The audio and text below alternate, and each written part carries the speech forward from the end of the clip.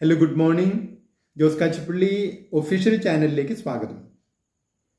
നിങ്ങൾ ബോർഡ് നോക്കാതെയാണോ ബസ്സിൽ കയറിയത്?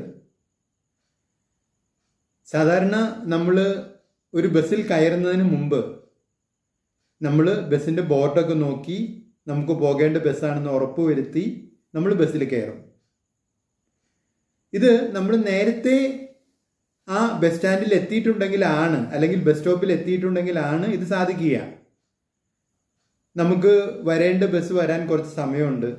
അപ്പോൾ നമ്മൾ വരുന്ന ഓരോ ബസ്സുകളുടെയും ബോർഡ് നോക്കി നമുക്ക് വേണ്ട ബസ് വരുമ്പോൾ അതിൻ്റെ ബോർഡ് നോക്കി ഉറപ്പുവരുത്തി നമ്മൾ അതിൽ കയറുന്നു.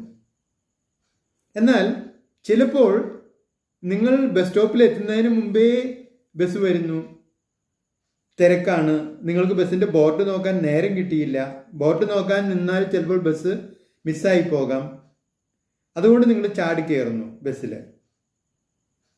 അപ്പോൾ കുറേ ദൂരം യാത്ര ചെയ്തതിന് ശേഷമായിരിക്കാം ഒരു പക്ഷേ നിങ്ങൾ അറിയുന്നത് ഇത് നിങ്ങൾക്ക് പോകേണ്ട ബസ്സല്ല, ഇത് വേറൊരു ബസ്സാണ്, വേറെ സ്ഥലത്തേക്കുള്ളതാണെന്ന്. സാധാരണഗതിയിൽ പിന്നെ നമ്മൾ കണ്ടക്ടറോട് പറയും, നമ്മൾ ഇറങ്ങും, വീണ്ടും നമുക്ക് കിട്ടേണ്ട ബസ് കാത്തു നിൽക്കും.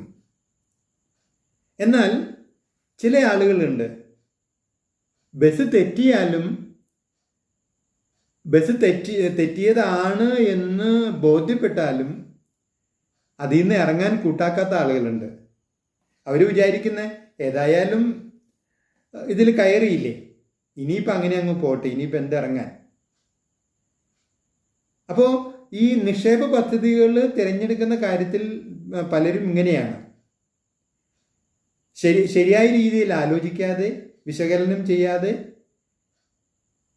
ഈ ബസ്സിൻ്റെ ബോർഡ് നോക്കാതെ കയറുന്നത് പോലെ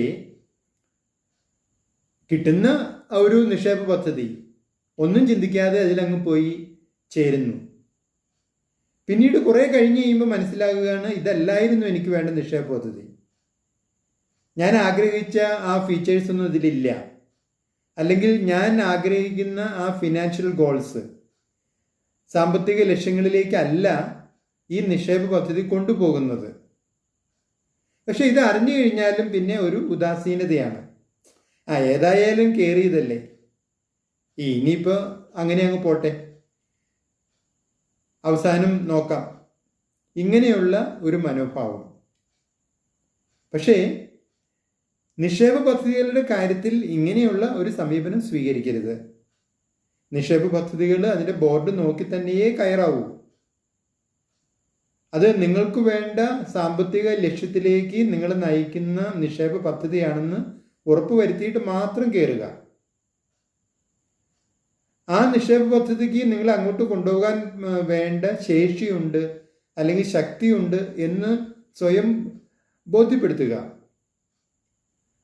ആ നിക്ഷേപ പദ്ധതിയിൽ നിങ്ങളുടെ യാത്ര വളരെ സുഖകരമാണ് എന്ന് ഉറപ്പുവരുത്തുക. അങ്ങനെ എല്ലാ തരത്തിലും, കാരണം ദീർഘയാത്രയാണ്, നമുക്ക് ഇടയ്ക്ക് നിന്ന് അത് ഉപേക്ഷിച്ച് പോരുക എന്ന് പറഞ്ഞാൽ ബുദ്ധിമുട്ടാണ്. പിന്നെ നമ്മൾ വീണ്ടും യാത്ര ചെയ്ത വഴിയിലൂടെ നമ്മൾ ഒരുപക്ഷെ വീണ്ടും തിരിച്ച് നമ്മൾ യാത്ര ചെയ്യേണ്ടി വരാം.